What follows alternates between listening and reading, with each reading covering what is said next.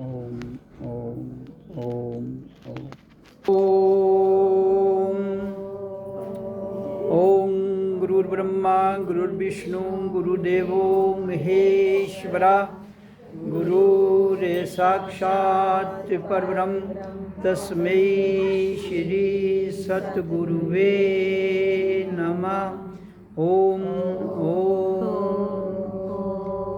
सबका मालिक एक ओम सतनाम वाहिगुरु ओम सतगुरुवे नमः। सबका मालिक एक ओम सतनाम वाहिगुरु ओम सतगुरुवे नमः। सबका मालिक एक ओम सतनाम वाहिगुरु ओम सतगुरुवे नमः। बोलिए अब्बा गुरु वंदना बोल लीजिए। करू वंदना मैं गुरु की जग के रचाने वाले। करू वंदना मैं गुरु की जग के रचाने वाले। ज्योति स्वरूप तुम हो अंधकार मिटाने वाले। ज्योति स्वरूप तुम हो अंधकार मिटाने वाले। करू वंदना मैं गुरु की जग के पट घट के खोल दीने गुरु ज्ञान हमको देकर। पट घट के खोल दीने गुरु ज्ञान हमको देकर। करे ध्यान हम तुम्हारा दुख सुख से वाले। करे ध्यान हम तुम्हारा दुख सुख से छुड़ाने वाले। करू वंदना मैं गुरु की जग के रचाने वाले। सृष्टि सुंदर सजीली तुमने। सृष्टि सुंदर सजीली सिरजी है कैसी तुमने। सारे पदार्थ जग में मन को लुभाने वाले। सारे पदार्थ जग में मन को लुभाने वाले। आकाश भूमि भूतल नक्षत्र शशि दिवाकर।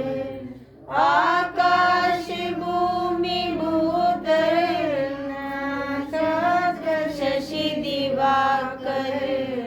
ये सब के सब है गुरु की महिमा यताने वाले।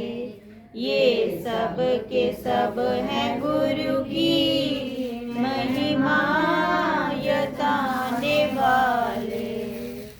दुनिया के ताप दोषों से मुक्त बस वही है।